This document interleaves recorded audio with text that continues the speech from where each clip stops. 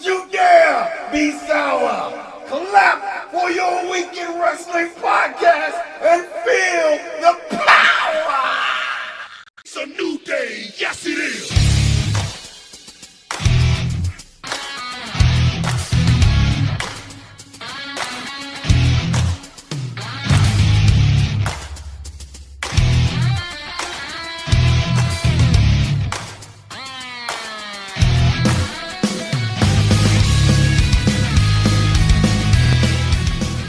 Hello, ladies and gentlemen, and welcome to a special edition of the Weekend Wrestling Podcast. I'm Dee Harris alongside my main man here. Hey, how you doing, folks? My name is Joe.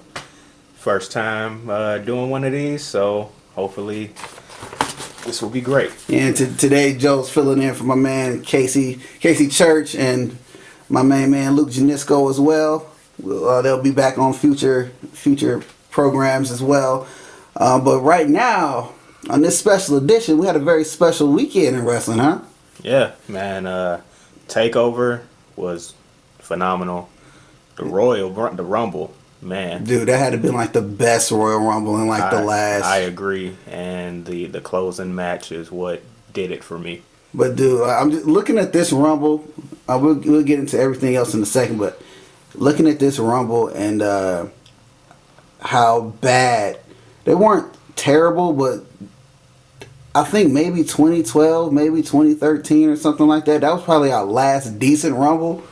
I don't even remember that one. Oh, man. Because remember, we had 1 year we wanted Daniel Bryan to be in it. Yep. I mean, all the fans did because that story needed to be told and it wasn't told all the way. Then he got hurt and that was that. Yep. And then, of course, Batista won that one.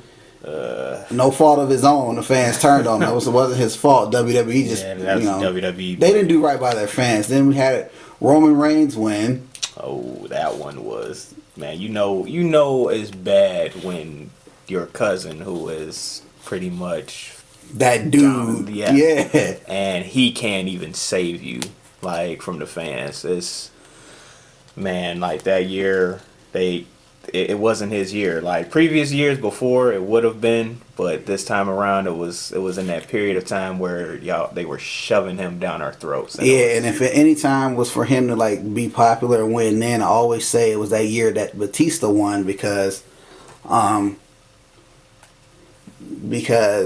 fans were organically flocking to Roman Reigns. He was still in the Shield at the time for the original split, and you heard him chanting Roman Reigns every time they were out there. But then WWE decided to get behind him on their own, and that was that. And then after that year or whatever that Reigns won, we had Triple H, and that turned into a Roman Reigns main event again, and Randy Orton last year, which wasn't too bad. It was a decent Rumble, but Randy Orton's like, I don't know. Still feel like he's in limbo right now because we don't really know what that guy is doing. But we'll get into all this in a second. We're going to get into NXT Takeover Philadelphia. Takeover. Yeah, yes. WWE was in Philadelphia for basically, the last 4 or 5 days. They had Takeover, then Rumble, Raw, and then SmackDown. They were all in Philadelphia. If you look in the crowd, you definitely can see that there was a lot of the same people. But they opened this show up with a pretty solid tag team match. It was our NXT Tag Team Champions. The Undisputed Era. Yeah.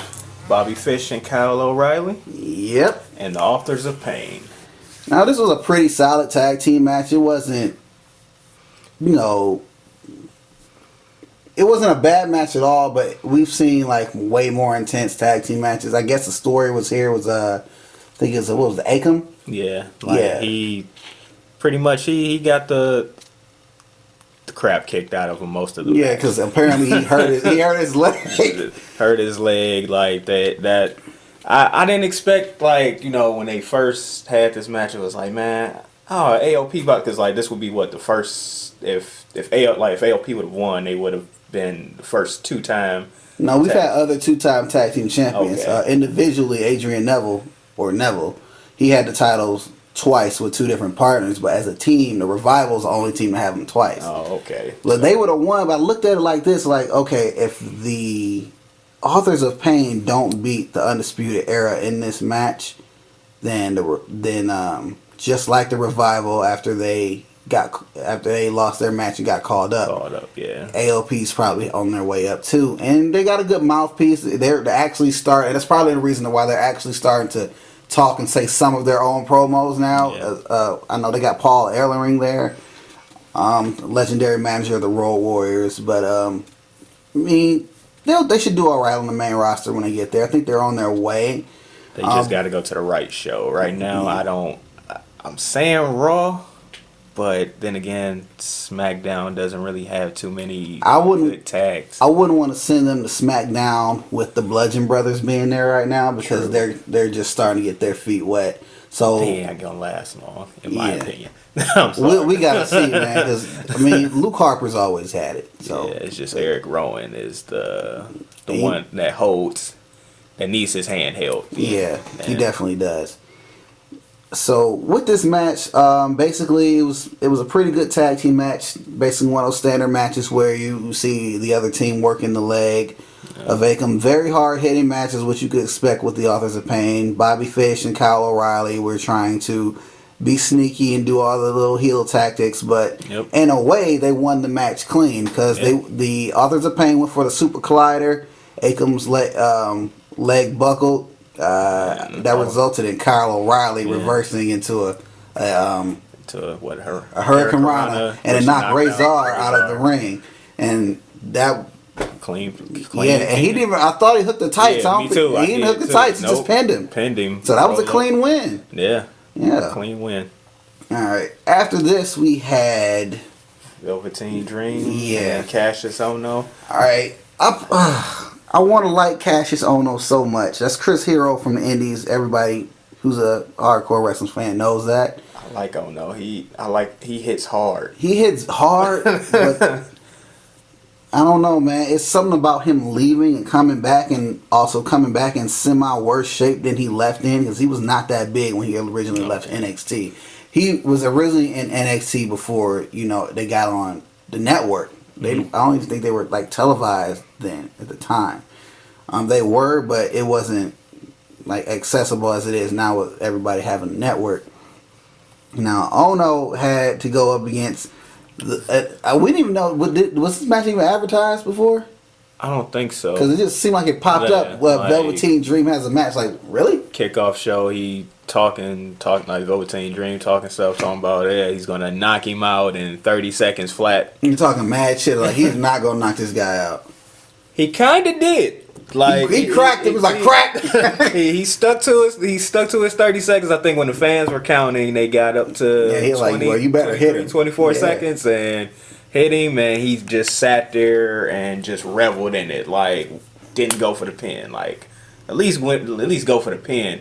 But when Ohno got back up, cracked his ass right back. Yeah, knocked the mouthpiece out. This is a solid match between these two. I'm not sure if it was the nerves or whatever, but Velveteen Dream did have two noticeable botches. The one I can remember the most was the one when he went for I think it was that Death Valley bomb, that cartwheel Death Valley driver.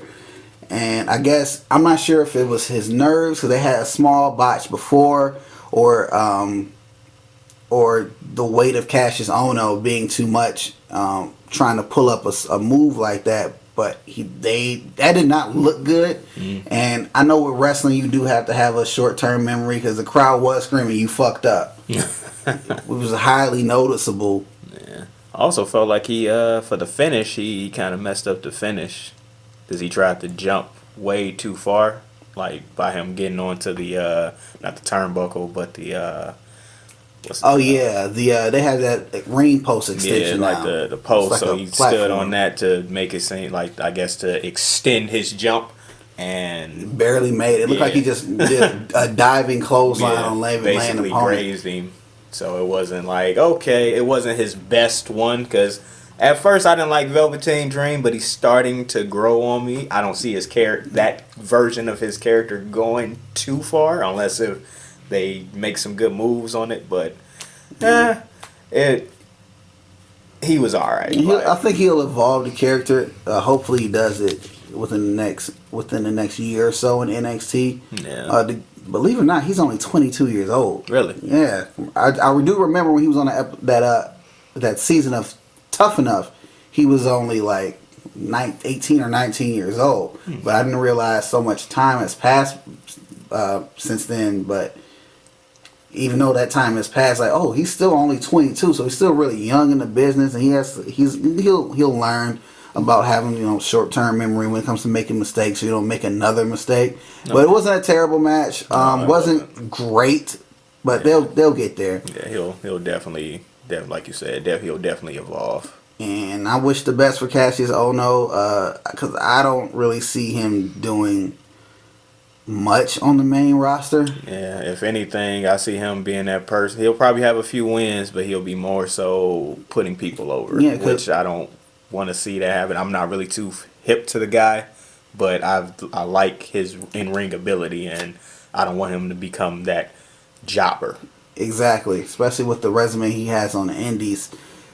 But it's looking like, I don't know what's going on with him, but he's already had his NXT title opportunities. He hasn't won any of them. He got his opportunities early on. He did have some momentum when he came back to NXT, but now it's like, what's next? Right. All right, we'll have to keep our eyes out for that one. All right, this is probably one of my favorite matches of the night. Ember Moon, NXT Women's Championship match. NXT Women's Champion Ember Moon defeated Shayna Baszler. Yes.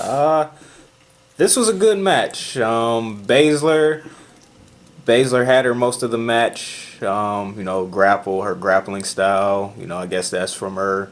Her MMA fighting days. I like her. At first, when I first seen her in the Mae Young Classic, I'm like, I don't know. Though I thought when they would pick her, like when they would finally bring her up, it'd be like, okay, she will make more sense if she improves more to beat Asuka. But they decided to keep Asuka undefeated. But this match, nice little good back and forth. Only thing that I didn't like that whole arm injury angle where she stomped on her arm. Yeah, the thing with that is, I've seen Shayna Baszler do that before, but the thing that bothered me is we had another match when they were working a limb earlier in the tag team match when they were working the leg, and you don't want too much of the matches to start seeming like they're similar with the other person, the challenger, fighting from underneath. Mm-hmm. Even on this one, the champion was fighting from underneath, and she wound up winning the match. Well, it was good. It was a good match. I think we're going to see more from Shayna Baszler, especially in the future. I liken this match to when we had Finn Balor basically surviving Samoa Joe. They had like 3 matches where Finn Balor was NXT champion. He was like surviving Samoa Joe. But Samoa Joe, in the end, he got it. Yeah. So I think they're gonna take that same route with these two. Yeah, I see a series between them. Like, I don't know if it'll be a back and forth series. Maybe it will. And we got another takeover coming up within like the next 2 months because they're doing another one WrestleMania weekend. Yeah. So that could be when. I love Ember Moon. I really don't want to see her lose that championship, especially after feuding with Asuka as long as she did and not always coming up short. Came up short every time. But, some people just aren't meant to have long title reigns in NXT because maybe you have so much talent that it's time for you to move on. Yeah. Because you'll notice with some of these people that after a while, there's nothing left for them to do in NXT. You won the titles, you feuded with who you're going to feud with, the people you feuded with have moved to the main roster. And now what? And the lack of talent. Because, the women's division is awesome. But, like, right now, the NXT women's division, it hasn't... Ever since Asuka, Sasha, Bayley, and all of them left, it's trying to crawl up out of that. The roster has definitely rebounded since, because they got kind of devastated in that last draft.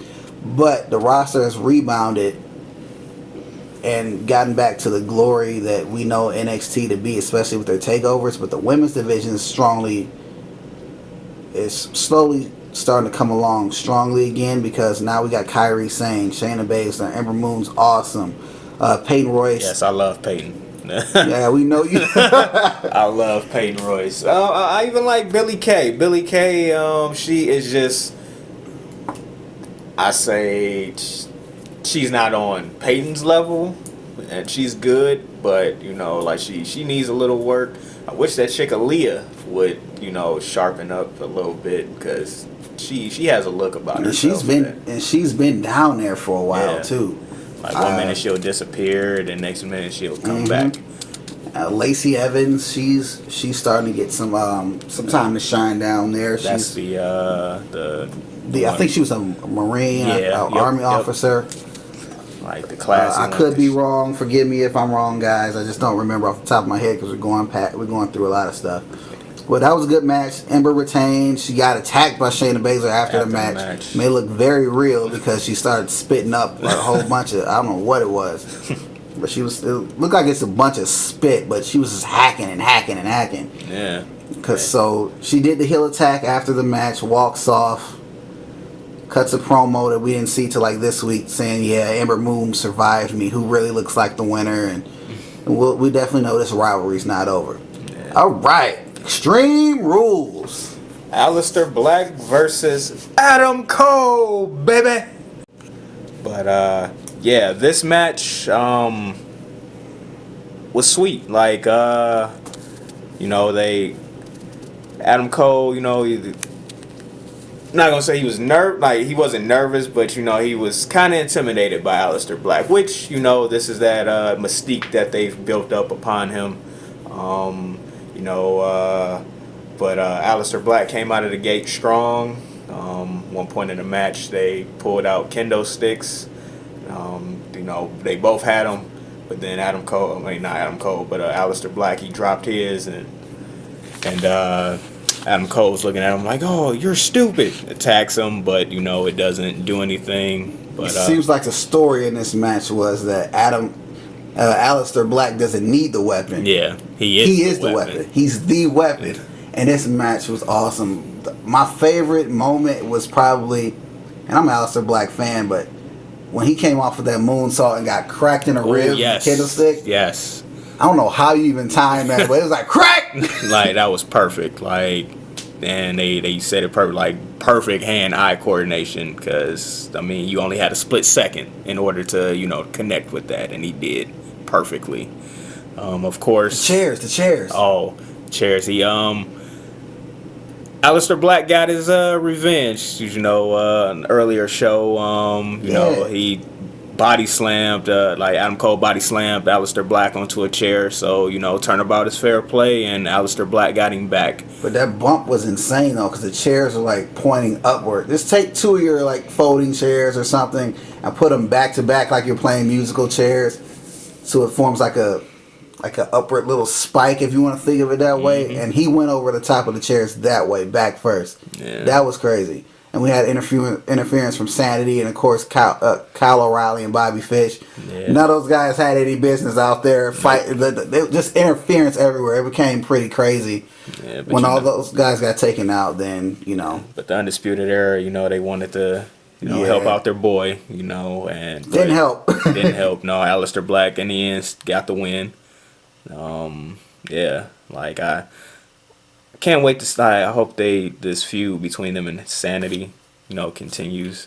Yeah. But for this, I want to see Alistair Black and Adam Cole go at it a few more times. To me, if title contendency, they will have a good match. This is what I think. I think that Adam Cole and the Undisputed Era is going to go back into that full feud with Sanity. During that time, though, I believe Alistair Black will win the NXT Championship. Yeah. From Andrade Cien Almas. We're about to get into that, too, man, because that match was incredible. That was an incredible match, yes. But I think if he wins the championship from him, then they'll come back to that same feud, because they have history. And I think it's going to be one of those things in NXT where it's going to be Alistair and Adam Cole just do not like each other at all. And they're going to play up that storyline during the whole period of time that those two are going to be down there. I can see that. I can definitely see that. All right. NXT TakeOver main event. Andrade Cien Almas, who came out with the gorgeous Selena Vega, who looked awesome, man. Oh, did you see that red outfit, dude? Bruh, like, man, I'm single right now, but I need a woman like Zelina Vega, because the way she talks this man up is like, yo, that's the type of woman I need. And she is sweet. Like, I want to see her in singles competition, maybe. That's coming, because that's like I told you before when we were talking before the show. That's Rosita from TNA. That she was in what did they call themselves? Was it Mex America? Now Mex America was that stupid gimmick with Jack Swagger and not Jack Swagger, but Zeb Coulter and Del Rio. I think they were just called Mexican Alliance or something. Mexican America. That might have been it. I don't know. But they were in TNA as a group together, and she hit the independents for a little bit, and now she's finally made to WWE. Yeah. I thought she would have left, when her fiance. Yeah, Lord knows what Austin Aries is doing. I think he just won the TNA championship, and he just got back. I think he won the TNA championship in street clothes. Oh, that's terrible. Yeah, like that show. Yeah, we're not even going to talk about that. Why is it still existing? Yeah. But, anyway, Cien Almas he defended the NXT championship against Johnny Gargano, and when I tell you this match was probably the greatest NXT match in NXT history. NXT, the takeover matches have always been very solid, but this main event was like, it was memorable. Like, their in-ring chemistry is awesome. Like, even like Mr. Johnny Wrestling, like I slept on him, like, and he turned himself around. He's from Cleveland too. Yeah. Like he turned himself around, and like the whole, after him and his partners, a little breakup, and trying to get back on top, like I was under the impression that he was going to win this, especially since he had his family all out there. It was like, oh, you know what? Maybe they this gave is us all the bells and whistles for like that Cinderella story. Yeah. But at the end, he just could not beat Andrade. This was the third match they've had together. I think it was at Takeover Brooklyn. He lost to him. Mm-hmm. He lost on an episode of NXT, and now he lost tonight. So it's just some guys, and I like that story. Just some guys you just can't beat, yeah. And he just cannot beat Andrade. And it was a hell of a match. This thing went like 30 minutes, and then for him to show up, for Andrade Cien Almas to show up the next night at the Royal Rumble and run another 30 minutes. Like that man, like I didn't expect that. Like, matter of fact, I didn't see. I don't want to say I didn't see him going far, but like I didn't expect him to be champion. Well, Zelina Vega was his plus the injury to Drew McIntyre too. That helped, because I heard they called an audible in that match when he got hurt, and just had Andrade win, because McIntyre knew he was hurt really bad, and they just called an audible. But that helped. And the fact that Zelina Vega's there definitely helped, because now he has a mouthpiece. Mm-hmm. All he really has to do is wrestle and just emote. He can emote very well. His facial expressions are good. He wrestles like out of this world. He was a great wrestler down in Mexico, but the language barrier is there. Similar to Nakamura, and, but he tries. But Asuka, same. It's gonna be like that. I would rather have. I mean, I know talking is the way you connect to the fans sometimes, but so is just the wrestling. Just let them wrestle. Let's talk more wrestling. Yeah, and hopefully the fans will understand that, because, they'll hit them with those, them what chants, but when they get in the ring, like, they handle their business. Exactly. Like, and I would rather have, somebody who can show emotion and speak, even though they can't speak English well or at all because of the language barrier. I would rather have them than somebody who just mute out there and can't even deliver a promo without sounding like a complete idiot. Corbin. Baron Corbin. Oh my gosh. Baron Corbin. I'll give him some credit. He has improved, but the dude sounds like this every time he talks, because he wants to deliver the end of days, and his end of days will be your end of days, because I sound like this every time I talk. Man, get the fuck out of here. Little man. Little. With that dramatic pause. And it's like, no, you don't pause in between little and man. You don't pause in between those two words. Yeah, that man, he sounds too scripted to me. But at the end of this match, wrapping this up with Takeover, great match, heartbreaking loss for Johnny Gargano. But it's one of those things where you're not mad at the booking of what happened. You're just mad at the result, and that's what the story is about. And then he gets attacked by Tommaso Ciampa after his wife was by his side after she chased off Zelina Vega during the match. Yeah. He gets attacked by Tommaso Ciampa, who has returned and probably will be back on TV very, very soon in a wrestling capacity, because that's where this is going. I was about to say, are they doing an angle where he's pretending to be on crutches? They're saying he's cleared to wrestle. He's ready to come back. So I think that Takeover at WrestleMania weekend, that's when we're going to get this match. Because, ACL tear is terrible, and it took a while for him to come back, but he's been gone since May? Mm-hmm. So the timetable's up. He's healthy.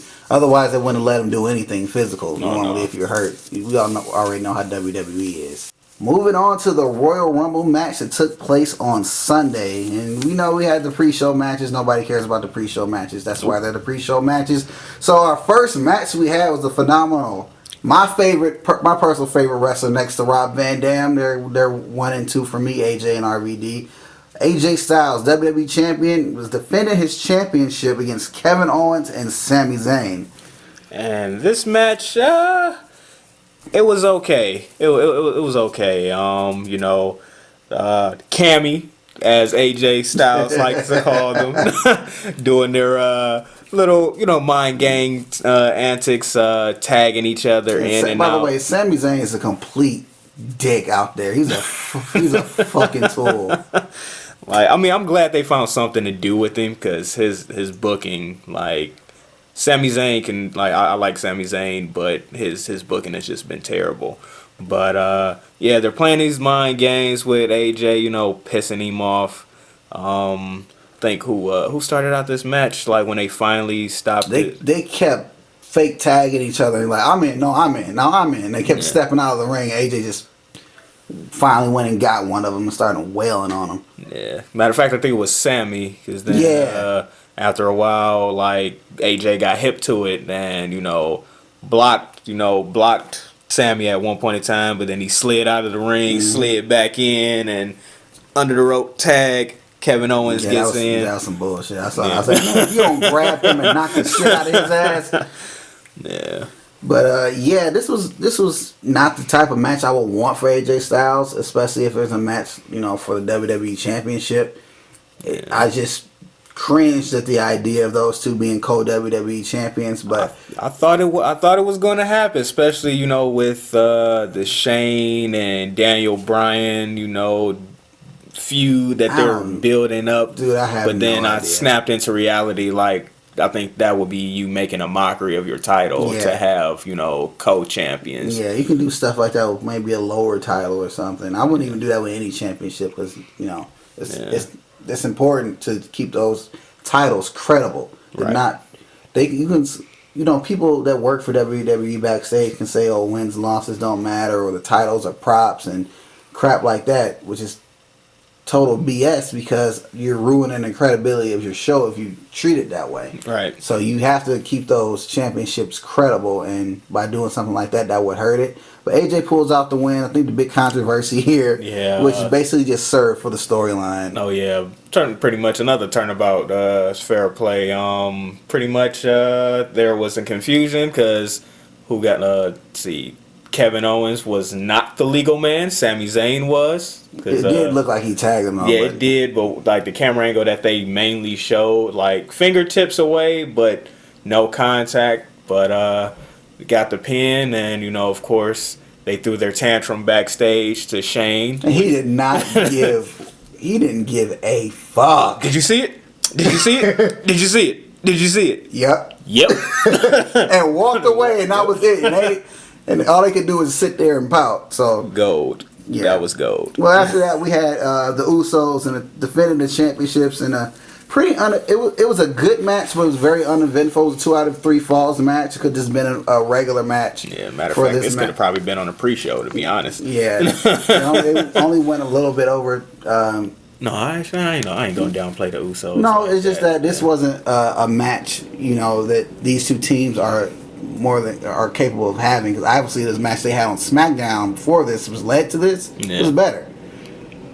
But I think they were trying to save time because the Usos got back-to-back falls and like that one I didn't get. It wasn't I thought it was gonna be okay. The usual one team gets the pin, the other team gets the pin, and then the last pin, good back and forth, strong match, and then Usos come out on top. But they got the back-to-back pin immediately, quick, and they are definitely. I want to say the Usos have developed, especially after they turn heel and then the fans turn them back face now. Yeah. They are probably legit the best tag team in wrestling right now. Yeah, I'll go with you on that. They work well. These dudes, I've been following them since they got to WWE, and I don't know how they do it, but these guys, they don't just go out there to wrestle good. They know how to put on a solid show as a tag team. And we haven't seen that in a very long time. I can't even remember the last tag team that was, and I'm probably not thinking hard enough, but I say New Day. New Day was a good rivalry between. Yeah, it was, but the Usos, they're an organic tag team. They're brothers, so they have that, and they trained under Booker T and Umaga helped get them into the business and all that. And they just turned that into one hell of a WWE career, man. Their gimmick is I love their gimmick. It suits them. It suits them very well. To me, they just get to be themselves. Yeah, I've seen people online. We got a bunch of classic wrestling fans out there saying that they've become ghetto and gangster and everything like that. It's like, no, they're not. They just deliver really good promos and being themselves. Uso Penitentiary. They got that tag team division on lock. A lot of people don't get that. They do. They on their show, they've beaten everybody. They've beaten New Day, American Alpha, Gable and Benjamin. They call them American Alpha 2. That's how the Usos call it. They say American Alpha 2. Who else is over there? Breezango, the Hype Brothers. They beat everybody on SmackDown. Yeah. So they'll probably move into a feud with the Bludgeon Brothers after what we saw on SmackDown. But yeah, they had a hell of a match. I mean, hell, those dudes even beat the Raw Tag Team Champions. Yeah. Yep. These dudes got the tag team division locked down. They are the best tag team, period, right now. No other tag team, in my opinion, works as hard as those two. And it's probably got something to do with, those two being brothers and pushing each other. I got your back, you got mine. Yep. The essence of that Samoan family. Yeah, they got run strong in those two. Hell yeah. All right. And I was a little surprised that they did this in the middle of the show, but this let me know that they were definitely going to put the women on a complete showcase because the men's Royal Rumble was in the middle of the show, smack dab in the middle. Yeah, and that shocked me. The match started out with Rusev. And you had Aiden English came out singing, man.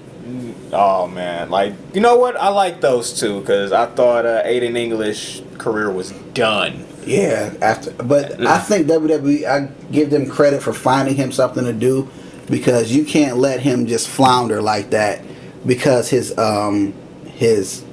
old tag team partner was an asshole. Yeah. But the match started out with him and Finn Balor. Finn Balor, man, let's talk about him for a little bit. Because this dude, the way he was just in there for almost an hour, man. This dude was just all over the place. 55, 57 minutes along there? I think he said on Raw this week, he was in his voice, I was there I can't even imitate him, but I know he said 57 minutes and 38 seconds. That's the voice. I got it. There it is. I got it. I'm trying to figure out how to get my Finn Balor imitation on there. But yeah, man, he let loose in that ring. Rusev was looking pretty solid, looking strong like he's supposed to. Fan favorite. Yeah, Rusev Day chants everywhere. I don't know how they got that over. Me either. Like when it first was like introduced to us, it was like, really? What is this? Like, all right, I know y'all trying to find something for them to do, but this isn't gonna last long. But the fans are eating it up; they love it, and you know, if the fans are okay with it, then I guess it's good for business. Yeah, throughout the let's talk about some of the big points of this match, because throughout the match we had Rhino, and Baron Corbin came out looking like he was on fire, tosses out Rhino, and then he got his ass thrown right over the top rope by Finn Balor, and then he throws a tantrum and beats everybody up. Oh man! Which leads to Heath Slater coming out. Man, he clocked Heath Slater. I don't think anybody saw it coming because the camera was on Heath Slater, and then it cut back just a little bit further from what Heath Slater was. Here comes Baron Corbin. Almost looked like he came from under the camera. He nailed him. Nailed him. So then we get Elias coming out, and he kicks him while he's playing his guitar on the way to the ring. And Elias, we all know WWE stands for. I am not saying that, dude. Come on. No. Walk man. with Elias. I want to give him some props though, man, because that dude in NXT, Elias, he was going by Elias Sampson at the time, but when he was in NXT, he was a glorified jobber, bro. Yeah, he was. I think the last thing he did that was of note in NXT when he was there was lose to Apollo Crews. Yeah. And then they called him up, and this dude's kind of been on fire since he been brought up. And I think part of what's helped him, and I don't wish injuries on any wrestler, and I really like this guy anyway, Samoa Joe getting hurt actually probably catapulted him into a feud with John Cena. Because it was supposed to be Samoa Joe and John Cena having a rivalry. So hopefully Joe heals up soon, because he would have been awesome in this match too. Yeah. But Elias gets in the ring, you know, does his usual song, thinking, oh yeah, the clock stops like while my song goes on. But of course, towards the end of his song, you know, you get that 5, 4, 3, drops his guitar and everything. And who was it? Doom, doom, doom, doom. Andrade Cien Almas. This dude was impressive. Shocked me. Like, I did not expect him to come out for the Rumble. Like, that was a great addition as far as surprise entrances. And yeah, he lasted quite a while. How long was he in there for? Good close to 30 minutes? Yeah. He had a key elimination. He tossed out Kofi Kingston after. Man, let's talk about New Day for a minute, because these guys were freaking hilarious. Big E got in there first, then Xavier Woods, and by the time Kofi came in there, Jinder Mahal was in the ring. He had already thrown out Xavier Woods and Big E. He kicked Big E off the ring apron after Xavier ran into him and he tossed him over the top rope. Big E was on the ring apron. He kicked him. And then they gave Kofi his annual crazy spot of the Rumble when they saving himself. He only hit one foot. The other foot hit some pancakes, and then they boosted him. It was Xavier Woods' chest first, then the pancakes. Then they boosted him into the ring. He got some air on that boost. Yeah, he went straight up from the floor to a good 10 feet up and over the top rope over Jinder Mahal into the ring, but. And then he ate that nasty hammerlock DDT from Cien Almas and got tossed right the hell out. Like you know what, I like his crafty ways of, you know, surviving, but I just hate that, you know, he does this and he's never. Even Corey Graves saw it. He said it'd be more impressive if Kofi Kingston actually won a Royal Rumble. Yeah, but. The ring psychology of it for me was when Cien dropped him with that DDT. He saw tongue-tied everybody, it happens. He saw New Day on the other side of the ring trying to save Kofi because they knew it was about to happen. And then he looks up like, screw this. He tosses him out the other side. He's like, no, I'm not tossing him where you can save him. I'm throwing him on the other side. Yep. So that was really, really cool. Matt Hardy and Bray Wyatt had a good exchange. Oh, my God. They had a good exchange with, I think they eliminated, was it Elias that they threw out together? No, it wasn't Elias. Who was it? I want to say it might have been Rusev. I think it was Rusev. Yeah, because by this time Rusev was gone by this time, and they double clotheslined him over the top rope. They were working together a little bit. They get in each other's face, start laughing, start brawling. All of a sudden, out those two go. They eliminate each other, which was very, very odd. But yeah, that whole feud is odd. And I'm jumping around a little bit, but screw you, Sami Zayn and Kevin Owens. We could have got a second year of Ty Dillinger coming in at 10. But no, they beat him down in the back locker room, and they had a little back and forth. Like, I'll go, no, Sami Zayn is, I got this, and he comes out as number 10. And then he thought he was all good until Shinsuke Nakamura laid some strong style on him. Nakamura came in at 14 and was just wailing on people. I think he kicked Sami Zayn with a running kick right in the side of the head. You could see where his boot met him. And this is right before he tossed him out. Then we get later on Seth Rollins. Seth Rollins did pretty good in this. Yeah, I did not like what he was wearing. It looked like the. You remember Kazarni, that one-off character from this is like back in 2008, I think. It was this character called Kazarni. He was like a carnival character. Mm-hmm. He wore trunks that looked like whatever Seth Rollins was wearing. I was like, "What are you doing, dude?" But let me backtrack for a second. I can't believe I forgot this. Okay, everybody who had come out after Heath Slater got knocked out on the ramp, kicked him and knocked him back down, except for Big E. Sheamus comes out. Yeah, and then Sheamus threw him in the ring. Throws him in the ring and then gets eliminated by Heath Slater. Immediately. I thought he tied the record with Santino at 1 second, but apparently it was 2 seconds. Yeah, because he actually got time to get his feet set, so that's 1, 2, clotheslined out. And then, of course, Heath gets thrown out right after that. But that was just got kids. That was just funny to me, man. Mad funny. Seth Rollins was in there, Matt Hardy was in there, and then we got the free agent, John Cena. And when Cena got in there, I think it was starting to really, really pick up because first when he got in there, he got his ass whooped by everybody else that was in the ring. Yeah, like actually when it got to number 20, I actually called it. Like, as the countdown was coming out, I'm like, John Cena, and sure enough, boom. Yeah, because he's gonna have a good number. Yeah, and everybody kind of stopped and ganged up on him because he is the man to beat. Like it's the face that runs the place. And we got one of our first surprises right after Cena. It was the Hurricane. Oh yeah, that was a shocker. It was nice seeing him. And he didn't last very long. He tried the hurry choke slam. If anybody remembers the hurry choke slam, he tried that on John Cena. And it didn't work. He didn't even get hit or get an attitude adjustment or anything. He just got picked up and Cena just threw him out. And as he gets up, he poses. And you just heard the crowd. You heard the crowd for another 2 minutes because he was going up every 4 steps and posing. The crowd was like, that was cool, man. That was real cool just to see him out there again. Yeah. Let's talk about another surprise, another NXT guy, Adam Cole. Adam Cole, baby.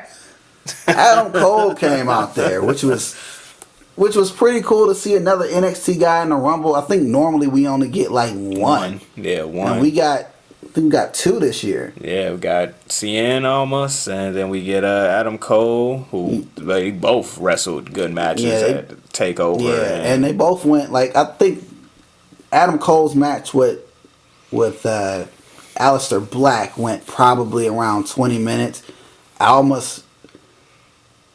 think his match went, I think I said about 30 minutes before. Mm-hmm. And then to come out here and last over 20-something minutes in the Royal Rumble just shows you what kind of work ethic these guys have, what kind of shows they're willing to put on. Because I can't imagine putting my body through that 2 nights in a row. Yeah. Probably the Royal Rumble was a lot less taxing on his body than having that match with Johnny Gargano because they were knocking the crap out of each other, dude.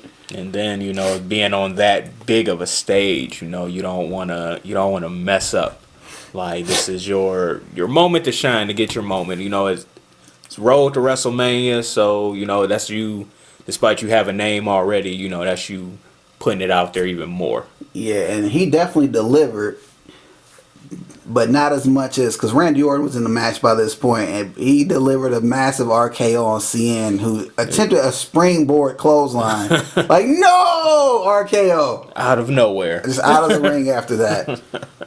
Just tossed. And then we got another really big surprise. Man. After The Miz gets in there, we get Rey Mysterio.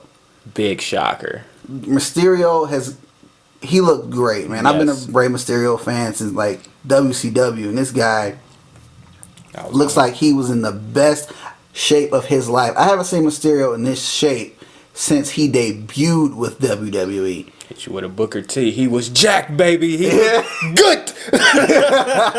Like, yeah, this dude, I didn't see not one knee brace on it. We know how bad Mysterio's knees are. Didn't see one knee brace on his leg.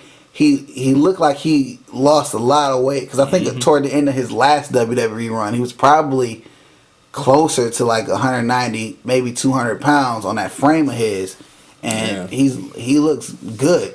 I mean, he just solid, good shape. I know he's been doing like Lucha Underground and other independent stuff like that, but I guess what happens with things like that is you're able to make your own schedule. Your body can adjust, and you get time to heal and get downtime, and without all that traveling. So kudos to Rey Mysterio for showing up.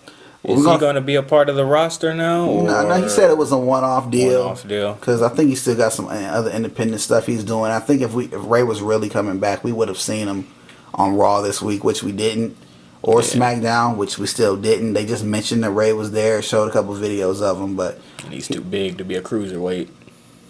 Actually, he's not. Rey Mysterio is like 100-something pounds. The weight limit is 205. But I figure, you know, because of his name.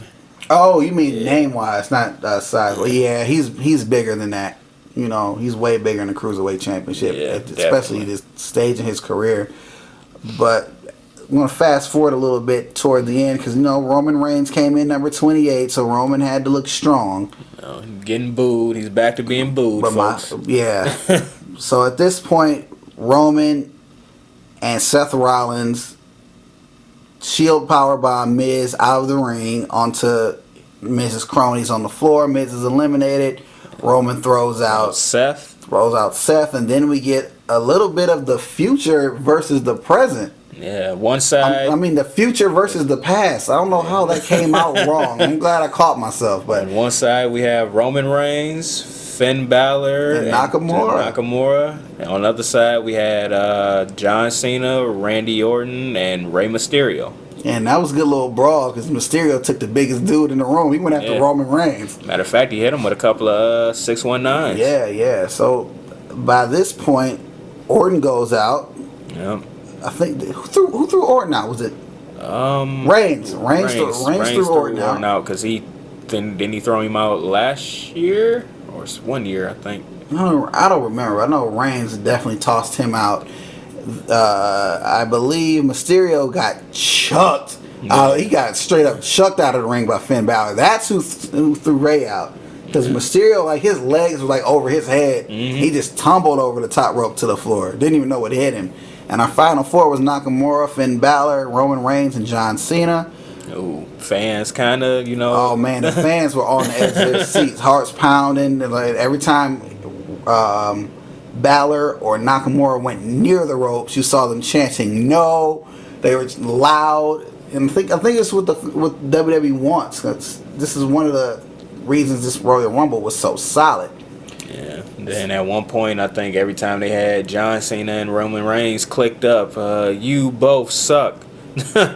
Like, you know, I get John Cena. I figure John Cena's "you suck" is kind of like Kurt Angle's, you know. Plus, you know, we're kind of tired of But Roman Reigns is like, 1 minute they were on his side, but now that he's trying to inch his way back into that main event picture, you know, fans are letting him know, like, no.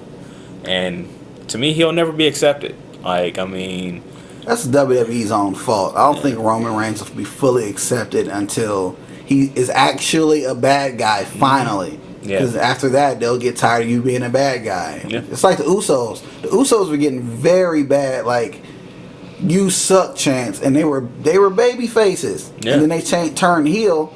The fans still hated them, but over a period of time, after doing that good heel work and having these awesome matches, they started cheering them again. Same with New Day. Matter of fact, I don't even like. All I remember is them being booed. Next minute they're being cheered. I don't remember when that transition happened at all. That was weird. that was just weird with them because they came in with everybody hating them. Yeah. So at the end we get this big, basically a fatal 4-way battle royal. We get John Cena, Nakamura, and Roman Reigns. And Finn Balor. They're all in the ring. They're battling. So Nakamura runs in for a double stomp. Gets caught by, not a double stomp. He gets caught with a double stomp because Finn Balor jumped when he was going for Kinshasa. Balor catches him. As soon as Balor gets to his feet after that stomp, Cena tossed him out. And the crowd was shit. They were pissed. Dude, they were pissed. Yeah. Like, matter of fact, you got the bullshit. Man, like that whole ordeal. I wish it would have, other way around. You toss John Cena, toss Reigns, and then the end match being, that would have been great, Finn. Especially with Finn being there as long as he was in there. And after Finn goes out, Nakamura just uses ring intelligence. This is another thing with ring psychology. When you see these guys like doing stuff in the ring that actually makes sense. Cena goes for like a shoulder tackle. Nakamura just backs up, and Cena's like sticking his head through the ropes. He's already gone over the top at this point, but he's on the apron. Nakamura just backs up, catches him with a knee to the face. Cena's on the floor. We're down to Reigns and Nakamura. Later on in the match, here comes Reigns going for a spear, and for somehow, some way, Nakamura hit the ropes and hit a really low Kinshasa and just blasted Roman Reigns right in the face, dude. Yeah. And then up and over the top he goes. Shinsuke Nakamura, your 2018 Royal Rumble winner. Yeah, man, that was really dope to see that, man. And he announced his person of choice that he's going to fight, AJ Styles. And we've been dying to get that match. Like, I know they had the match in Japan or whatever, but a lot of us over here don't have access to seeing that, so we want to see it here. Yeah. I mean, those two know how to wrestle more styles in the quote-unquote WWE style, which is basically you have to wrestle a certain way for the camera for everything to look good, which is cool, but these guys know how to like really put on a hard-hitting show without, killing each other, and that's the goal of all of this. Matter of fact, I see them being the for WrestleMania, I'm calling it best match of the night. Like, when it happens, best match of the night. I could stand corrected, but right now on paper, that looks like the best match of the night. All right, after this, you had Cesaro and Sheamus. They beat Rollins and Jason Jordan for the tag team championships, the Raw tag team titles, which was, I kind of figured what was going to happen because Jason Jordan's actually hurt. I think it came out today that he actually has some kind of a neck injury, so they don't know when he's going to be cleared. No. So is that why they did the whole concussion or but he was also supposed to be turning heel anyway, so I don't know what bearing this is going to have on WrestleMania, especially since those two are rumored to be fighting each other. Yeah, let's say he's going to feud with Seth, isn't he? Man, like, you know what? Dean Ambrose getting hurt was that Shield reunion was a disaster. Short-lived. Roman gets sick, can't team up with them against that Miztourage match, so he's out. He comes back. Ambrose gets hurt. He's out for 6 to 9 months. Yeah. And I knew something was up with him anyway, because if you looked at his arm, I know he had that sleeve on it to protect it. Mm-hmm. But you could tell he was losing muscle mass in that arm. That arm was very, very small looking, so you could tell something was wrong. I didn't notice. Yeah, you just go back and look at some of those old Raws from a couple months ago, or even probably the last one he was on there. His arm looked pretty small. Like you can tell something was wrong. Man. But he's hurt. and they're going to figure out what they're going to do for Mania. So, Cesaro and Sheamus get their 4th run as a tag team together. And that led us into our triple threat match for the Universal Championship. I did not like this match, and this is just another one of those matches just to get Brock to WrestleMania. This show probably would have been a lot better if, like, let's say for how they did with the women's match, you had the 2 champions sitting at ringside. Mm-hmm. I'd have just had Brock and AJ sitting ringside or whatever, so we can, have them watch the Royal Rumble as well, I guess, because this match was not good. Like I told you when we were texting each other, Kane was only in there to take the pinfall. This match was messy. Did you notice in the beginning, Strowman hits Brock with that knee, and then Brock punches him. That's the highlight of the match. Yeah. Apparently, Brock didn't like that Braun Strowman hit him with that knee so solid to his head, so he punched him in his head full force and told him to slow the F down. Yeah, man, and from there you can kind of see, look on Strowman's face like, oh shit, like yeah. I mean, shit happens in wrestling. Yeah, it's you're gonna get hit hard, you're gonna get hurt. But for Brock to take it that way, I mean, you hear about when Kofi and Randy had their little, mishap and he smacked him, but it's like, yo, y'all technically are dance partners, shit's gonna happen, just play it off and continue on. Don't nitpick, because they made it work. You don't need to retaliate back in a negative way. It's just this match I just did not enjoy it. I can't stand Kane. I do not like the character of Kane. Somebody actually held up a sign the other night when Kane was out there. I think it was during this match. It said, "Don't you have mayor stuff to do?" It was a big white and black sign. I said, did he win that? I don't even know. I don't follow it. I figured that's why he came back, because he didn't. I'm just tired of that dude, man. Every time I see Kane, the Big Show is thankfully on his way out. Yeah. Finally, because Kane and Big Show, at least Mark Henry knew, like, okay, I shouldn't be wrestling anymore, but I still want to help the company. So he's doing stuff behind the scenes, but those two just would not get their asses out of the ring. I figure Kane probably won't leave until Undertaker leaves. Which I hope is this year. Oh my God. Undertaker got to go too. Like, I'm tired of the Undertaker. Like, I mean, I'm not that big of an Undertaker fan. Like, I've admired his work and I'm done watching him, but at this point, I'm done with his Trump support now. Once your streak was broken, I felt like that should have been it. Should have been it. And it was wasn't that WrestleMania 30? Yeah. Nice round number to end it on. That should have been it. And then you had that match with Roman Reigns, and you lay down your coat and hat. But then, boom, your Raw 25, which you were needed there, but yeah. But he left a very vague message, and I was like, please let this be a message that you're retiring. He came out, he spoke, but he didn't say anything. Yeah. It's like, what? I hear they're doing rumor is it's supposed to be him versus John Cena at WrestleMania. They need to stop that and do Samoa Joe versus John Cena, because John Cena will probably be back by then. As a matter of fact, we may see that get set up at the Royal Rumble the way it's looking, because if Joe comes back, he can cost John Cena the Elimination Chamber match, and we can go from there. But yeah, man, I did not like this match. Brock wins, of course, because nobody kicks out of F5 until WrestleMania. So it's looking more like we're gonna get Brock and Reigns at Rumble. Why? Like, why build up Strowman and then not put the belt on him? I don't know, man. I don't know what they're thinking, unless they change their mind and actually say, okay, screw it. We're doing Brock and Braun Strowman again at WrestleMania. We're going to make it work. And I hope that's something that they do. Because, hell, they went ahead and went back to Goldberg and Lesnar. So that was really good last year. Why not do Braun versus, Brock, and then you can do Strowman versus Reigns, reintroduce that. That way you can walk it down. Because I feel like once Strowman has the title, the only logical people that can beat him are Reigns and Brock, but I see Brock going away once he loses the title. And I think the fans have slowly turned Braun Strowman into a baby face as well. Yeah.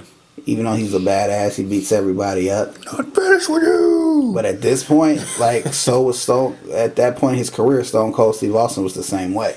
He beat up everybody, but the fans loved him.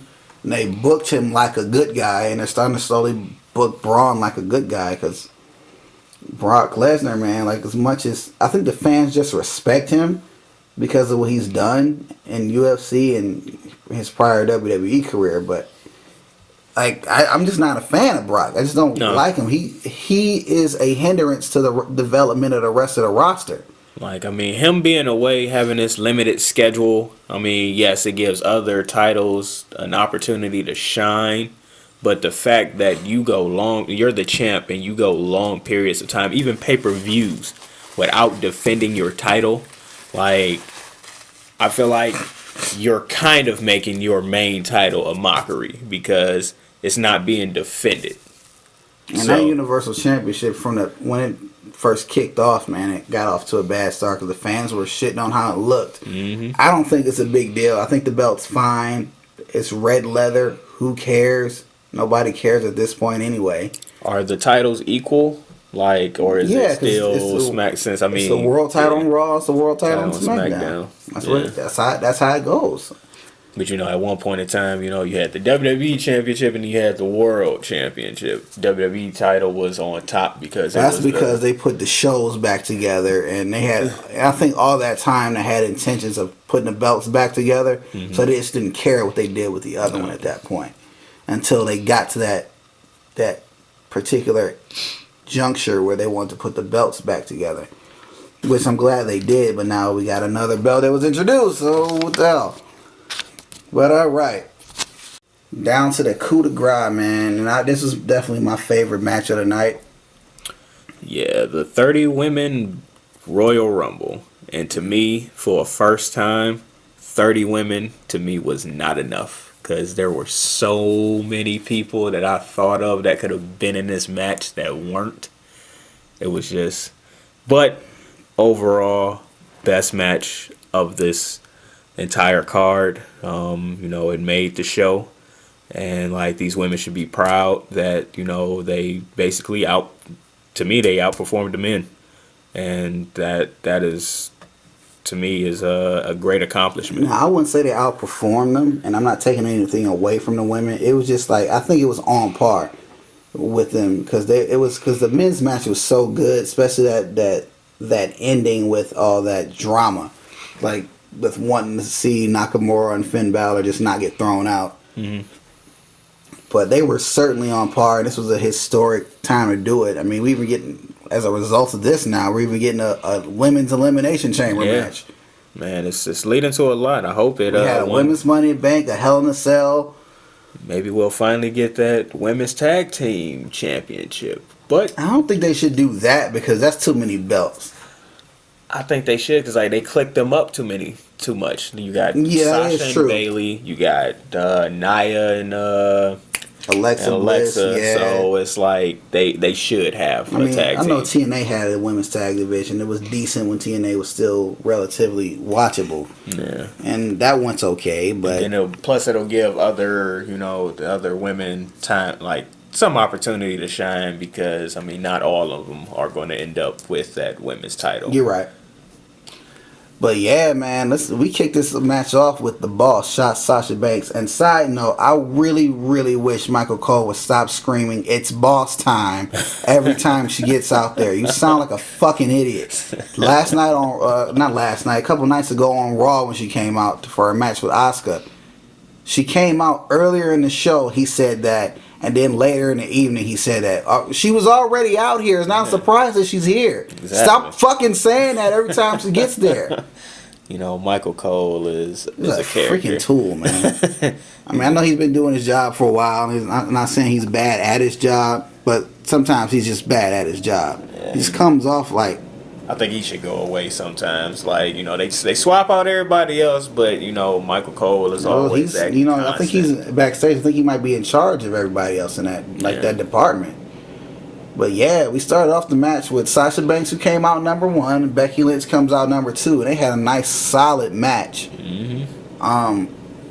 when they were there. And going back and forth, chain holds. I think they both went for their submissions.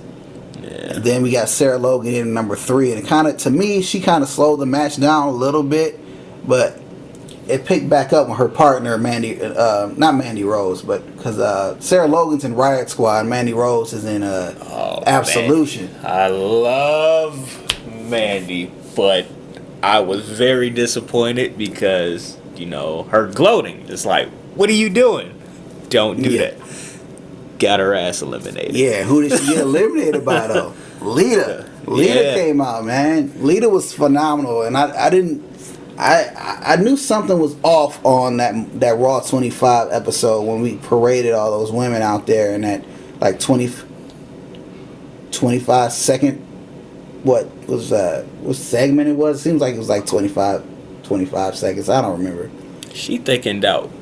Was she all like all the other times she like returned or they showed her, like I don't remember her being as thick as she's. I don't even think she was thick. I think it was those pants because she was wearing something else underneath that.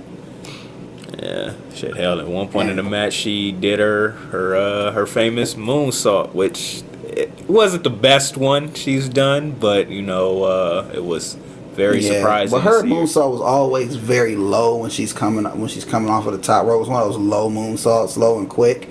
But had she under rotated a little bit, she probably would have hurt her neck. Yeah. But yeah, she tossed out Mandy Rose for I don't know what that girl was doing, but she just got flat out knocked off. And yeah, man, Kairi Sane came out next, man. I was happy about this, man. She did good. Like she's very good in the ring. Like the crowd takes to her. Of course, she doesn't do much talking, which is cool because she performs. Mm-hmm. And she got a great gimmick too, man. The Pirate Princess. She started attacking everybody. Matter of fact, Macho Man to be proud with all the elbow drops from the top rope, man, that she did. I thought, most of the time when the countdown kicks on, everybody kind of slows down to see who's coming out. She didn't stop. She clammed the top rope. Dropped another one. We barely saw it because the camera was swinging. Yeah. They went to one of the big jib arm cameras. But as she was coming off of the top rope, I mean, the camera's moving away from her, but you definitely saw her connect. I think she actually hit that second one on Becky Lynch. Yep. Mm-hmm. Yeah, caught her clean, but she was cool up until she was thrown out by Dana Brooke, which was definitely was a bit of a downer. I know Tamina was in there. If Tamina was thrown out by Lita, but if Tamina was the one to throw out Kairi Sane, I would have liked that a lot more than Dana Brooke knocking her out of the ring.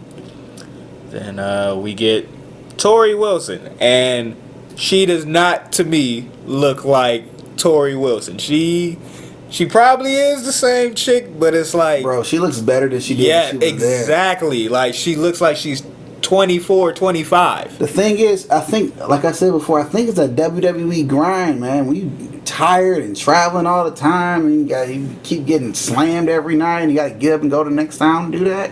Yeah. You got wears on you. We get some time away. I think you're all right. That or augmentation. I ain't knocking it, but I mean, she looks good. I don't care. She definitely looks good. She made it look good. She looks good. She was one of my favorites back in the day. Where you had a select few of Yeah, even though she was technically a non-wrestler for real, but she was good at what she did. Mm-hmm. Good at her job and what she did. And she lasted a while till she was tossed out by Sonya Deville. Yeah, Sonya's starting to do good. So we had both active members of Absolution in there. Yeah. Well, I think Mandy was already gone by the time Sonya got there, but Liv Morgan came out. She's in Riot Squad on SmackDown. But they were all cool until Michelle McCool got in there later on in the match. Yeah. And she cleaned house, dude. Yes. She cleaned house. She tossed out Molly Holly, another past name, who looked great. Great, yeah. Like, matter of fact, she came out like she's never missed a beat. And shout out to Molly Holly, too, because somebody asked her a question earlier in the week around Raw 25 if she was going to be in the Women's Royal Rumble. And she lied her behind off, dude, because she said, oh, they called me like 2 weeks ago asking if I wanted to be in a Rumble. And I said, no, I need to get ready. I need at least a couple of months. I'm not in shape for this. And you know what happens? She pops up at the Royal Rumble, man. But yeah, Michelle McCool talks out Molly. She talks out Sonya Deville. Lana, who had a decent showing in there, she got tossed out.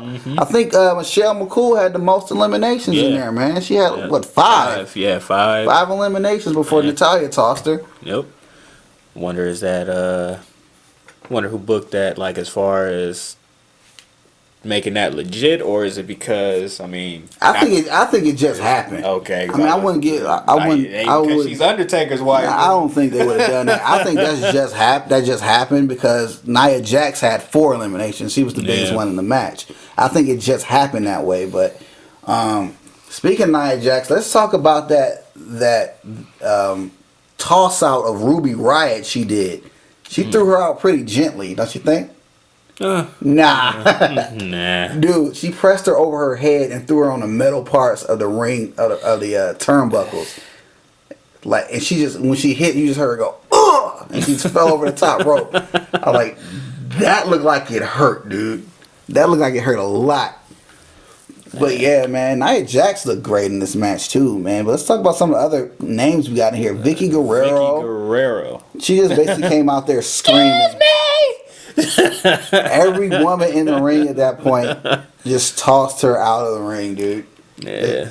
They just chucked her out. Like, they didn't care. She went out all slow, bounced on the ring apron, crawled her way off to the floor. Then pouted her way back up the ramp. Yep. I'm Vicky Guerrero. And Carmella was in there. Kelly came back. She looked kind of stiff. Yeah, you know, Kelly was never accused of being able to run the ropes well. Because she always just backed into him. Now, I know my boy Luke, man, who normally hosts this show. Luke always said, man, when Kelly hits the ropes, it just makes me cringe because she does not. And Luke's trained to be a wrestler, so it does. He knows how to hit the ropes, and watching her hit the ropes, it just makes you grind your teeth, dude. Was she supposed to keep on her jacket, or was her attire not appropriate, so they made her keep it on? Because I'm like, is it because you get them people? I do remember one of her outfits when she was there, her last run had a jacket attached to it. Okay, I'm not saying that's the same one, but because you get those people that are nervous or haven't been there in a while, it wasn't that. Just forget to take. I think it might have been something she just forgot to take it off because that's kind of odd to just leave your jacket on like that. Because what she had on wasn't that bad. It really wasn't nothing different than what she normally wore, except her jackets weren't that big. It was an actual jacket. You know what I mean? But yeah, man, Kelly was in there for a little bit. She got tossed by Nia Jax. Naomi had her Kofi Kingston moment, and she was probably the only person that could pull something like this off, because Naomi, people, and this happened in the men's Royal Rumble match too, if you don't go over the top rope, you're not eliminated. So some people were just knocked down. They got knocked out of the ring because they went through the ropes or under the bottom rope, and they were still in. So some of the women were eliminated, and some of them were just on the floor because Nia Jax knocked them to the floor. Now Nia picks Naomi up, who came off of the top rope, and presses her over her head like she did Ruby Riott. So she tried to throw Naomi to the floor this time. All the women who were on the floor at that time caught her and sat her on the ring barrier. Yeah, the barricade. This girl jumps up, tightrope walks, and this is a good 10 to 15 feet. She's walking on that barricade. Then she gets to the chair where Maria Menounos is sitting. And she's like, get up!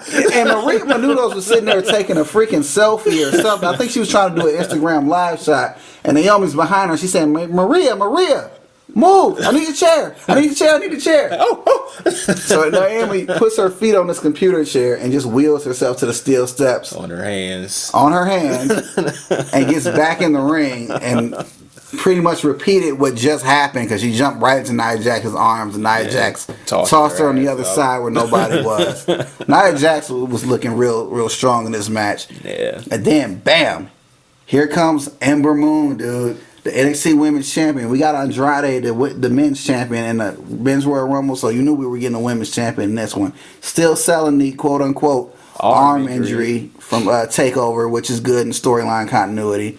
She looked good in this match. Yeah, came out and she hit the Eclipse with one arm. With one arm. This time from the second rope, though, Michael Cole, because, he's unfamiliar, so he doesn't know what he's talking about.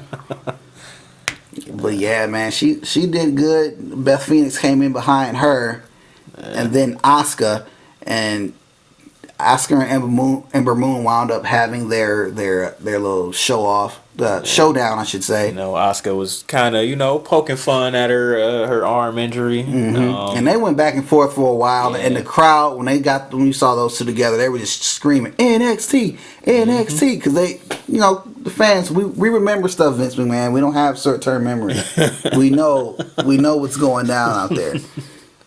And they had a nice little back and forth. The Eclipse was hit on Asuka. I didn't like that Asuka didn't stay down longer, but I do know that, these matches have to be put together a certain way. And probably in the storyline, her arm was hurt, so she didn't get all of it in the first place. So Asuka gets to the point where she wants to eliminate Ember after selling the Eclipse. Yeah. And she awkwardly pulls on Ember's arm, and Ember just bounces off of the bottom rope as this happens, and does that spin to the floor. It almost looked like she just jumped out of the ring.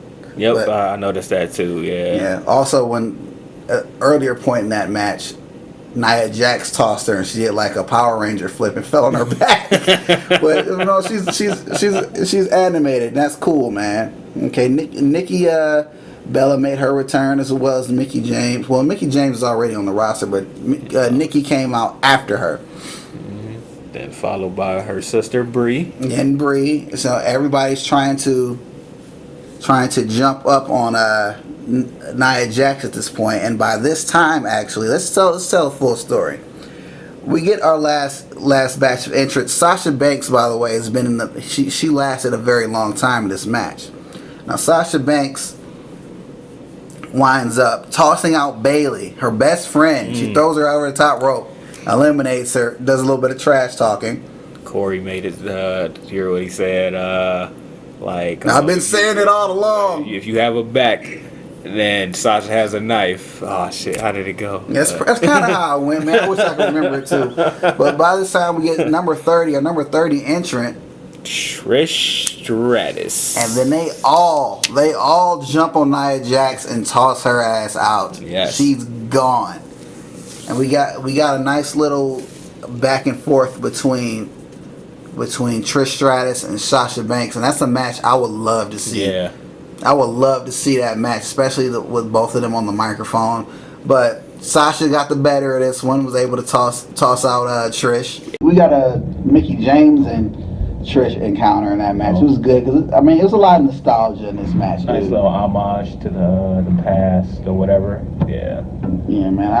I definitely like that, man. Much respect to all these women. But our final two were after Nia Jax goes out, we get the Bellas throwing out Sasha Banks after she was working with them trying to get rid of Asuka, who was very Asuka was not somebody to mess with in this match, dude. No, she wasn't. Not at all, my man. Because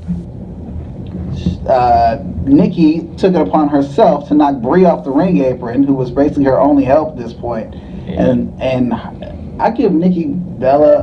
I don't care for the Bella twins as much as a lot of people do, but I just got tired of seeing them. Yeah, I got tired of seeing them too, because there was one point they were just useless. Yeah. They were just bodies there.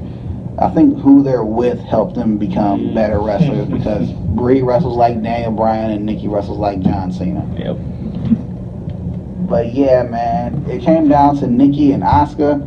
A great back and forth. We thought several times both of them were going over the top rope at different points, and then they both wind up they go over the top rope, but both of them wind up on the ring apron.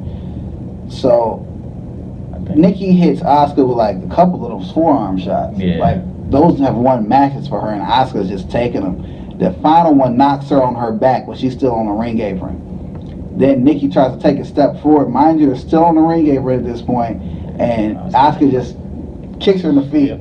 Sweeps her leg, and she falls out. And there we go. The first ever Women's Royal Rumble winner, Asuka. And then, of course, after this, we get the appearance of our champions, Charlotte Flair and Alexa Bliss. They were sitting there ringside the whole time. They joined Asuka in the ring, and they tease us that Asuka's about to make the decision who she's facing at WrestleMania right then, until music hits. Who is it? Rowdy Ronda Rousey. Yep. She comes out, and a lot of people felt like this was stealing the thunder of Asuka, but I think I think that's what it was intended to do, because it was supposed to be shocking in that regard. I mean, and Asuka kind of let her know, I don't like you for this, because she tried to shake Asuka's hand and just smacked it away, and was looking at her in the eye like, what you want to do? Yeah, because I mean, that's how I felt. I mean, it was the first ever, Women's Rumble. We have Asuka win it, and then you come out, Ronda Rousey. Yeah, I guess this is the perfect opportunity for it, because I felt like if you were going to introduce her, let it be after WrestleMania, so pretty much. Yeah, but I think they want her to be at Mania, so I guess.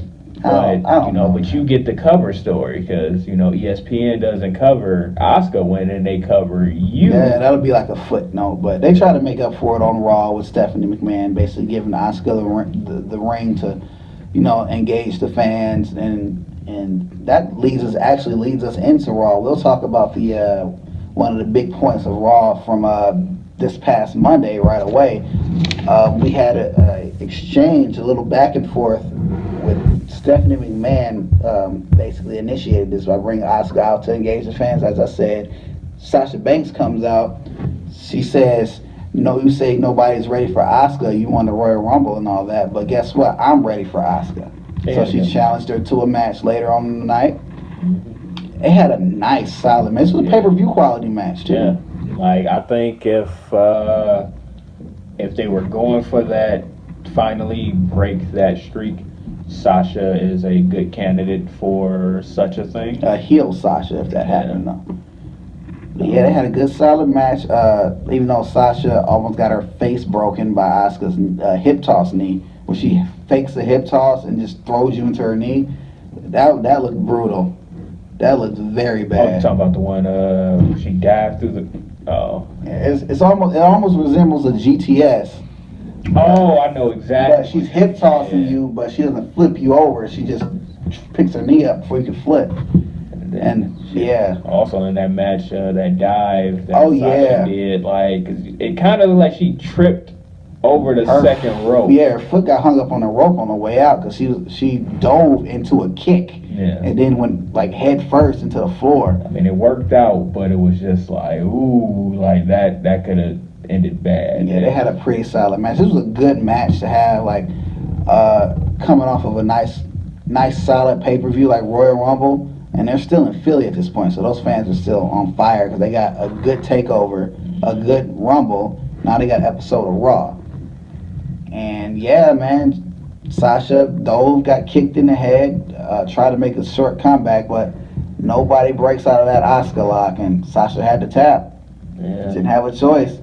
And that was in the middle of Raw, but what happened at the beginning was kind of interesting, because we get our normal 20-minute talking segment, and to be honest with you, I don't really remember what happened. Mm-hmm. But it led to a match between Braun Strowman and Kane, like a last man standing match. Yeah. And it was over very quick. Yeah, matter of fact, they started this match during the commercial break, so when you came in, it was right in the middle of it, and it was 2 minutes long. Braun Strowman, he did something to Kane. I forgot what happened, but then he tossed the table on top of him. Yeah, he picks and up it was over. The stage that the ring announcer the announce drops table. It on Kane, and that was it. So he gets his spot in the Elimination Chamber. Yeah, because they were having qualifying matches tonight. They did on this show. And they did 3 of the qualifying matches this week, and I think the next 3 are going to be next week on Raw. Yep. And another big point that happened was the Intercontinental Championship match. Miz retained over Roman Reigns. course, interference is always. And I think with Roman Reigns, they're going the route of, I've had so many losses back to back to back. I didn't win the Rumble. I lost the Intercontinental Championship. I'm gonna try to get this Elimination Chamber thing to go. Maybe I can go to WrestleMania and they'll have him win the Chamber. I think they're gonna go that route, and then that's the way we're gonna get Brock and who's else in this match? Oh, Brock and Roman Reigns. That's what I'm talking about. But yeah, that's how we're gonna get that match, I think. I hope not. I'm hoping Strowman goes over in the Elimination Chamber. Yeah, I think if they want to get that match one more shot, I think WrestleMania is the place to do it. You just can't half-ass it. They half-assed the first match. Yeah. And they also got to stop letting Brock have some of the reign he has over his matches. Because, like, remember, Dean Ambrose said when he fought him at WrestleMania, he had so many cool ideas because he wanted to wrestle with Brock and have a good match. He said Brock didn't want to do anything. He just wanted he wanted a Suplex City match. Which is boring. Like, I mean, yeah, all you're doing is just a regular German suplex throughout the match, and then F5. Yeah, every match can't be like the match he had at SummerSlam with John Cena a couple years ago. It can't be that way. But yeah, Miz retained. He'll probably fight Finn Balor at especially after what happened to Finn Balor tonight. I know we're jumping around Raw a lot. It was a good Raw, but it wasn't super eventful. I mean, at the end of the night, we had Finn Balor losing to John Cena clean. The attitude adjustment off the top rope, and it resulted in Cena being able to qualify for the Elimination Chamber. So now Cena's in. I'm just trying to get to WrestleMania. Yeah, I'm just trying to get to WrestleMania, man. I was trying to get to WrestleMania. It's like they're trying to play up that the fans are getting in Cena's head, but Cena's never cared about the fans trying to get to him. So why try to play that angle? Yeah. Yeah. So that was pretty much Raw in a nutshell. This is one of those things that, like, if you missed Raw, you probably could just watch what happened on Hulu or watch the highlights on the network. It was a good Raw, but it wasn't super eventful. It was definitely way better than Raw 25. I'll say that. Yeah, definitely. And that was disappointing. And let me say one thing about Raw 25. I really feel bad about the fans who went to the Manhattan Center. In my opinion, that whole show should have been in the Manhattan Center. But if you weren't going to do that, they should have had the first hour and a half, because Raw's 3 hours. The first hour and a half should have been in Barclay, and the second, or Barclays, or however you say it, I call it Barclays. It should have been there, and then the second half should have been at the Manhattan Center. I heard those fans were so pissed. Most of them were just watching TV. Yeah, were watching the screens the whole time. They got some untelevised 205 live matches happening there, and then they also got match between Bray Wyatt and Matt Hardy that should not have taken place, especially if Matt was going to lose the way he did. And the way that they ended that, I feel like their feud should be over. Like, matter of fact, I'm not hip to the broken, despite it's called woken in the WWE version. I'm not hip to that character, and I feel like, I guess he doesn't have that creative, like, lead in his own character, so it's not really getting over on someone like me who doesn't know that. Yeah, you're one of the first people I've heard say that. I mean, not saying that you're wrong in any way, but most people like love the broken character because they're familiar with it from TNA. I'm relatively familiar with it because when he started doing it, that was around the time I just completely gave up on watching TNA or Impact Wrestling or Global Force, whatever they're calling themselves now. I have no fucking clue what that company's doing. I would never wish for people to be out of a job, but man, like, I think TNA might need to just die. It might need to go. But anyway, yeah.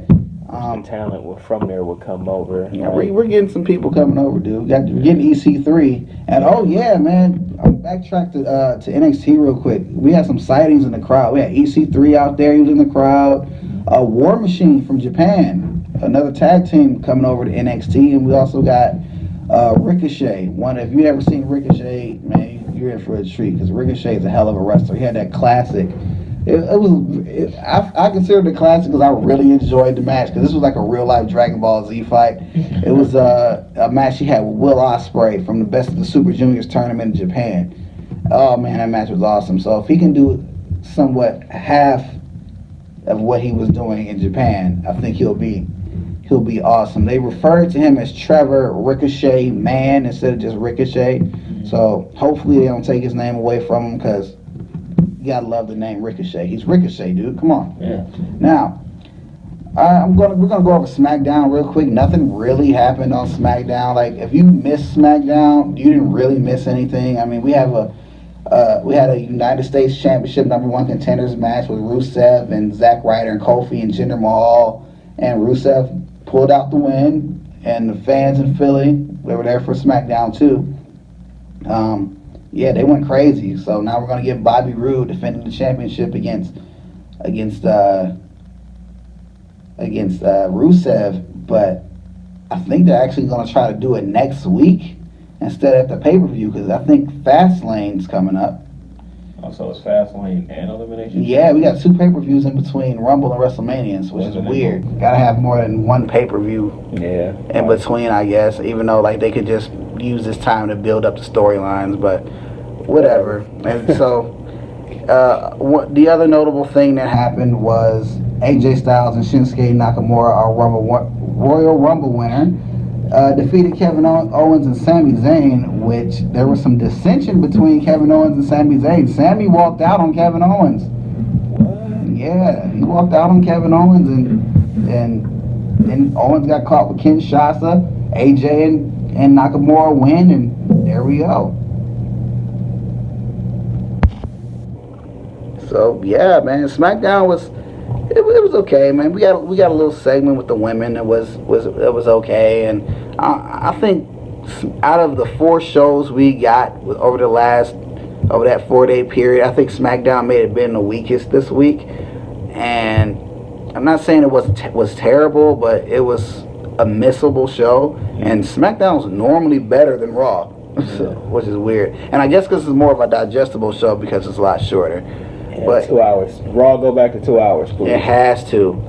But one thing we can definitely talk about is, before we get out of here, Enzo Amore made headlines last week with sexual abuse and rape allegations, which resulted in the Cruiserweight Championship being vacated. And his termination. Yeah, and his termination. So now we have a new general manager of 205 Live. His name is Drake Maverick, who was also known as Rockstar Spud in TNA. So we'll see if that's one of the moves that can turn 205 Live around, especially after the Cruiserweight Championship tournament. But I guess we're going to have to stay tuned and see what's going on with all of that stuff, especially the developments with the Enzo Amore case. But we're going to go ahead and wrap this up here. I've been Dee Harris. Joe? You're going to go by Joe? Yeah. No Joe Reynolds? I guess Joe Reynolds. Joe Reynolds or just hey, we did have a wrestler called Just Joe, so you can be Just Joe, right? I'm Just Joe. All right, man. Well, we're going to get out of here. We appreciate you guys for listening. Thank you, folks. This has been The Week in Wrestling. Have a good one. Peace.